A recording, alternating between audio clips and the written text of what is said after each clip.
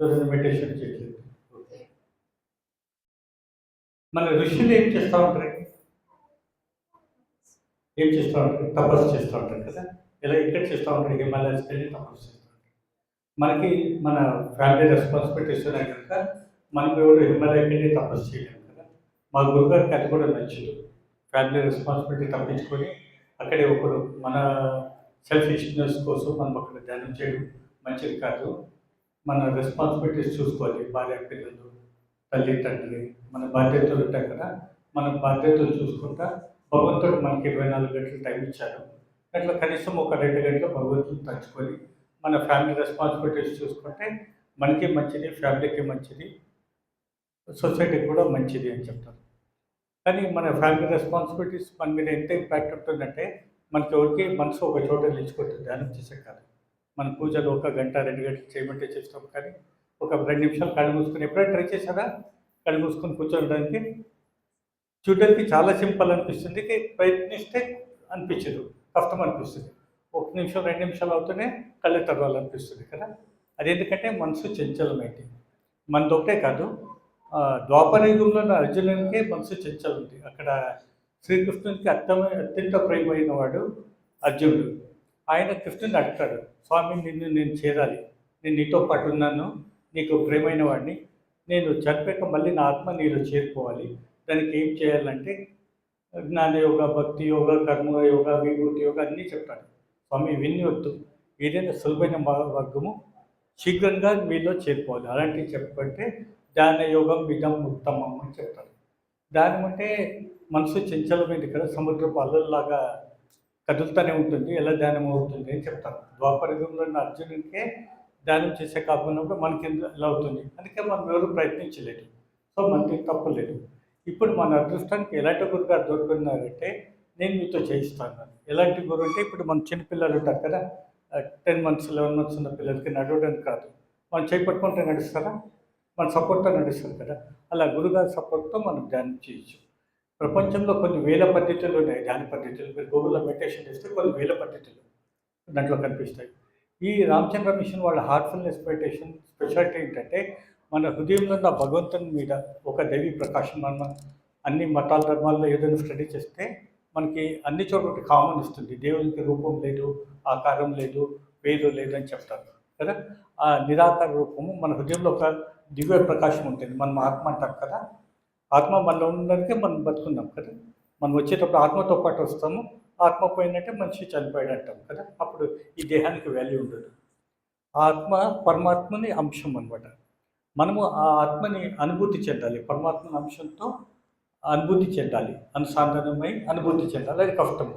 మన ఇంట్లో ఉన్న భగవంతుని ఫోటో చూపించడం ఈజీ, లేదా మన ఊళ్ళో ఉన్న ఫేమస్ టెంపుల్కి ఎవరినైనా బర్త్డే ఫ్రెండ్స్ వస్తే తీసుకెళ్ళి చూపించడం ఈజీ. కానీ మన హృదయంలో ఉన్న భగవంతుని మనం అనుభూతి చెందలేకపోతున్నాం. ఎందుకంటే మనకి భగవంతుని మధ్యలో ఒక ఏమంటారు, మన సంస్కారాలు కర్మఫలం అంతా అడ్డులాగా ఉంది. ఇక్కడ ఒక కర్టన్ ఇస్తే మీరు ఎవరు కనిపిస్తారా? మీరేమో 70 మెంబర్స్ దాకా వచ్చారు, ఎవరు కనిపించరు కదా. అలా మొత్తము కోటింగ్ లాగా అయిపోయింటుంది మన ఆత్మ చుట్టూ. అందుకే మనకి అనుభూతి చెందట్లేదు. ఓకేనా. ఇక్కడ గురువుగారు ఏం చేస్తారంటే ఫస్ట్ 3 సెషన్స్లో మనకున్న ఆవరణాలంతా తీసేస్తారు. కనుక మనకి ఈ 3 సెషన్లోనే మన హృదయంలో ఉన్న ఆత్మ పరమాత్మ స్వరూపము అనుభూతి కలుగుతుంది. మెడిటేషన్ ఎందుకు చేయాలి, ఏమైనా ఐడియా ఉందా మీకు? చాలా శ్రేష్టమైన పూజా పద్ధతి అంటే మెడిటేషన్. ఒకటి మొన్న నేను ప్రోగ్రామ్ చేసేటప్పుడు ఒక విలేజ్లో ఒకరు వచ్చి చెప్పారు, కోటి పూజం సమం స్తోత్రం, కోటి స్తోత్రం సమం జపం, కోటి జపం సమం ధ్యానం, కోటి ధ్యానం సమం లయం అన్నారు. ఆయన చెప్పారు అన్నిటికన్నా శ్రేష్టమైన పద్ధతి ధ్యానము. ధ్యానం ద్వారానే ఆత్మ పరమాత్మలో లయం అవుతుంది. కానీ మనకు ధ్యానం చేసే స్తోమత లేదు, మనకి చేపించే అంత గురువులు ఎవరు దొరకలేదు. కనుక మనం ఈ పూజ పునస్కారాలు చేస్తున్నాం, కాస్త ఆయన స్మరణలో ఉండాలి అని ఆయన చెప్పారు. ఆయన చెప్పారు చాలా శ్రేష్టమైన పద్ధతి, మీరు మా ఊరికి వచ్చి చేపిస్తున్నారు, చాలా సంతోషం అని చెప్పారు. భగవద్గీతలో కూడా కృష్ణుడు ఇదే చెప్తారు, ధ్యానం చేయమంటారు. ధ్యాన యోగం సర్వం ఇది ఉత్తమం అని చెప్తారు. మనకి ఇప్పుడు ఎలాంటి గురుగారు ఉన్నారంటే, గురుగారిని మీరు ఎవరు చూడలేదు, గురుగారు మిమ్మల్ని చూడలేదు. గురుగారి నుంచి ఒక ప్రాణాహుతి శక్తి ప్రసారం అని వస్తుంది. అది వచ్చిన దాని నుంచి మనకి డిఫరెన్స్ తెలుస్తుంది. మామూలుగా 2 నిమిషాలు కళ్ళు మూసుకొని కూర్చోలేము, అలాంటిది ఇక్కడ మనం 20 నిమిషాల దాకా కళ్ళు మూసుకొని కూర్చోగలం. ఇక్కడ ఇంకోటి ఏం నేర్పిస్తున్నారంటే ఒక రిలాక్సేషన్ టెక్నిక్ నేర్పిస్తున్నారు. మనము హౌస్ వైఫ్ అయినా, ఉద్యోగం చేసే వాళ్ళైనా, వ్యాపారస్తులన్నా ఆ రోజు బాధ్యతలన్నీ చేశాక మనం మర్చిపోయింటాం. బాడీ వీక్ అయిపోయింది, మైండ్ వీక్ అయిపోయింటుంది. ఇంకా కొత్తది చేసేదానికి మనకు ఎవరికి ఇంట్రెస్ట్ ఉండదు.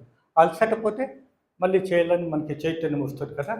మన సంకల్ప శక్తిని వాడి మన బాడీని ఎలా రిలాక్స్ చేయాలని ఒక రిలాక్సేషన్ టెక్నిక్ నేర్పిస్తారు. ఈ 3 రోజులు మీరు ప్రాక్టీస్ చేశాక మీరు ఇంట్లో ఈ రిలాక్సేషన్ టెక్నిక్ ప్లస్ మెడిటేషను, నిర్మలీకరణ ఇవన్నీ ప్రాక్టీస్ చేయొచ్చు. ఫస్ట్ డే కొద్దిగా మీరంతా రావాలి అని మేము వెయిట్ చేసాము. అందుకే ప్రోగ్రామ్ 6:30 అయింది.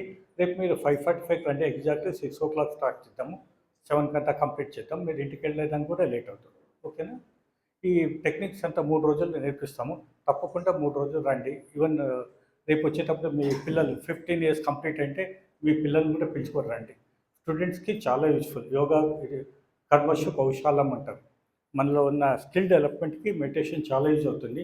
మేము ఐఐటి, ఐఐఎం అలాంటి పెద్ద కాలేజెస్, ఎంబీఏ, ఇంజనీరింగ్ కాలేజెస్లో కూడా ప్రోగ్రామ్స్ చేస్తున్నాము. Engineering colleges, medical colleges, junior colleges. Telangana, ఆంధ్రాలో ఇంటర్ స్టూడెంట్స్కి 26 weeks ప్రోగ్రామ్ ఉంటుంది. మా వాలంటీర్స్ ఎక్కడెక్కడ అందుబాటులో ఉన్నారో అక్కడంతా 26 weeks వెళ్ళి ఈ ప్రోగ్రామ్, మెడిటేషన్ ప్రోగ్రామ్ పిల్లలకి నేర్పిస్తున్నాము. గవర్నమెంట్ ఇన్విటేషన్స్ ఇచ్చింది. Intermediate board Telangana plus Andhra 2 గవర్నమెంట్లు ఇన్వైట్ చేశారు. 2 ఇంటర్ కాలేజెస్లో మేము చేస్తున్నాం. మీరు ఈ మెడిటేషన్ నేర్చుకొని మీ ఎక్స్పీరియన్స్ చూసుకొని మీ ఫ్యామిలీ మెంబర్స్కి, ఫ్రెండ్స్కి కూడా ఇన్వైట్ చేయండి. ఇక్కడ సండే సత్సంగం అవుతుంది. డాక్టర్ శ్రీవాణి వారి గారు కండక్ట్ చేస్తున్నారు. తర్వాత ఎవ్రీ వీక్ ఒక ఇండివిజువల్ సెషన్ మళ్ళీ ప్రిసెప్టర్ దగ్గర కూర్చొని మెడిటేషన్ నేర్చుకునేది ఉంటుంది. మిగతా టైం ఆడవాళ్ళకి ఏం చెప్పారంటే మీకు ఎప్పుడు ఇంట్లో టైం దొరుకుతుందో అప్పుడు కూర్చొని మెడిటేషన్ చేయండి అని మా గురుగారు చెప్పారు. మగవాళ్ళకైతే అర్లీ మార్నింగ్ మెడిటేషన్ చేయమని చెప్పాను. మీరు రెగ్యులర్గా ప్రాక్టీస్ చేశాక మీకు కూడా అర్లీ మార్నింగ్ మెలకు వచ్చేస్తుంది. మీరు 5 o'clock అలా లేచి మెడిటేషన్ చేయగలుగుతారు. ఇది ఎక్స్ట్రా వర్క్ పని అవుతుంది కదా మనకి మెడిటేషన్. దానికి కాబట్టిన చైతన్యం ఆ ప్రాణాహుతి నుంచి వస్తుంది. మన వాళ్ళంతా మెడిటేషన్ చేసిన వాళ్ళంతా ఎంత చైతన్యం వచ్చేస్తుందంటే మేము ఇలా వచ్చి ప్రోగ్రామ్ కండక్ట్ చేస్తున్నాము, వాళ్ళు ప్రోగ్రామ్ చేస్తున్నారు. చూడండి డాక్టర్ గారు, ఫ్యామిలీ రెస్పాన్సిబిలిటీ ఉంది, నర్సింగ్ హోమ్ రెస్పాన్సిబిలిటీ ఉంది, ఓన్గా ప్రాక్టీస్ చేయాలి, మెడిటేషన్ ప్రాక్టీస్ చేయాలి. దానికి ఒక 1.5 to 2 hours పడుతుంది. మళ్ళీ కొత్త వాళ్ళకి వచ్చిన వాళ్ళకి మెడిటేషన్స్ కండక్ట్ చేస్తాం. మామూలుగా ఎవరినైనా అడగండి టైం ఉందంటే ఎవరో టైం లేదంటారు. మొన్న ఒక వాట్సాప్లో వీడియో వచ్చింది. ఒక పాప ఏం చేస్తుందంటే వాళ్ళ నాన్న శాలరీ అడుగుతుంది, ఎంత మీ శాలరీ అని. తర్వాత క్యాలిక్యులేట్ చేస్తుంది. శాలరీ ఓకే ₹1,00,000 నెలకి, 30 రోజులకి ₹1,00,000 అంటే రోజుకి 3,000. రోజుకి 3,000, 8 hours duty. 3,000 divided by 8 hours almost 400 దాకా వస్తుంది. 350, 400 దాకా వస్తుంది. కానీ ఏం చెప్తుంది, పిగ్గీ బ్యాంక్ ఓపెన్ చేసి పాలు కొడుతుంది. పాలు కొడితే దాంట్లో 200 ఇది ఉంటుంది. నాన్న మీకు అవర్ శాలరీ ఇంత డబ్బు నా దగ్గర ఉంది, ఈ డబ్బు మీరు తీసుకోండి, నాతో ఈరోజు అరగంట నాతో గడపండి మీరు అంటుంది. ఈరోజు ఎలా ఉందంటే పేరెంట్సే పిల్లలతో టైం స్పెండ్ చేయలేకపోతున్నారు. మా దగ్గర మెడిటేషన్ ట్రైనర్స్ ఇందాక మాట్లాడారు కదా, రాజు గారు, శ్రీవాణి గారు, వీళ్ళంతా మెడిటేషన్ ట్రైనర్స్. వాళ్ళు ప్రతిరోజు 2-3 గంటలు మనలాంటి వాళ్ళకి మెడిటేషన్ నేర్పించేదానికి స్పేర్ చేస్తారు. ఎంత గొప్పతనం చూడండి, ఎంత పెద్ద మనసు వస్తుంది, ఎంత చైతన్యం ఉంటుంది వాళ్ళలో. ఆ సేవాభావంలో సంతోషం కూడా ఉంటుంది. మానవ సేవే మాధవ సేవ అంటారు. ఇక్కడ మానవ సేవ ప్లస్ మాధవ సేవ, భగవంతుని సేవ అవుతుంది, మన మానవ సేవ చేసిన అవుతుంది.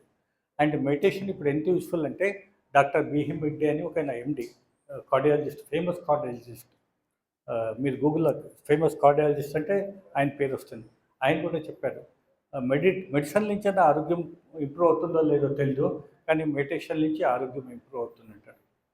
సో డాక్టర్లు, మీరు ఏ డాక్టర్ దగ్గర వెళ్ళినా కూడా మీరు బీపీ షుగర్ అంటే వాకింగ్ వెళ్ళండి, మెడిటేషన్ చేయండి అని చెప్తారు. సో మీ ఊర్లో ఈ ప్రోగ్రామ్ కండక్ట్ చేస్తున్నాము. ఈ అవకాశాన్ని మీరు వాడుకొని ఈ లాభం వేరే వాళ్ళకి అందేలాగా చేయండి.